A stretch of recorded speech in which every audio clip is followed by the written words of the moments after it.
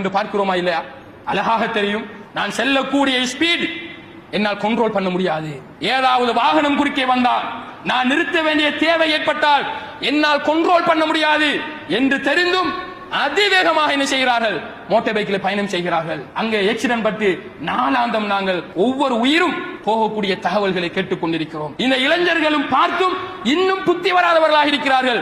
அன்பிற்குரிய சகோதரர்களை, இளைஞர்களே, யார் அதிவேகமாக பயணித்து அவருக்கு தெரியும் இந்த ஸ்பீடை என்னால் கண்ட்ரோல் பண்ண முடியாது, எனக்கு நிறுத்த வேண்டிய தேவை ஏற்பட்டால் நிறுத்த முடியாது, என்னுடைய உயிர் பலியாகும் என்று தெரிந்து யார் பயணித்து உயிரை விடுகிறாரோ அவர் தற்கொலை செய்வதற்கு சமன். சகோதரர்களே, தற்கொலை செய்வதற்கு சமன். ஏன்? அவருக்கு தெரியும் என்னால் நிறுத்த முடியாது என்றால் என்னுடைய உயிர் பலியாகும்.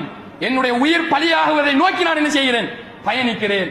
அங்கே எவர் மீதாவது அவர் முட்டி அதன் மூலமாக ஒருவர் மன்னித்தால் இவர் கொலை செய்வதற்கு சமன் என்பதை அன்பிற்குரிய சகோதரர்களை, இளைஞர்களை நீங்கள் புரிந்து கொள்ள வேண்டும். ஹெல்மெட் போடுவது கிடையாது, சிக்னல் லைட் உபயோகிப்பது கிடையாது. சில பைக்குகளுக்கு 2 சைடு கண்ணாடியும் இல்லை. அது ஒரு கலசம். அவங்களுக்கு கண்ணாடி இல்லாம என்ன செய்வோம்? என்னத்தை நீங்க பெற்றீங்க?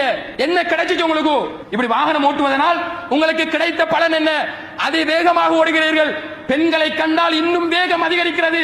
எதற்காக வேகமாக ஓடுகிறாய் என்பது உனக்கும் தெரியாது. உனக்கு பின்னால் இருந்து 2-3 பேர் வாரான ஹெல்மெட் இல்லாம அவங்களுக்கும் தெரியாது. எதற்காக வேண்டி ஓடுகிறோம்? மிக அதி அவசர தேவைக்காக வேண்டி போகிறோமா? இல்லை, சும்மா ஓடுகிறோம். ஒரு தேவையும் இல்லை, ஒன்றும் இல்லை. எதற்காக வேண்டி மிக வேகமாக என்னுடைய பைக்கை ஓட்டுகிறேன் என்று ஓட்டக்கூடிய எனக்கே தெரியாது. அப்படி ஓட்டிக் கொண்டிருக்கிறார்கள்.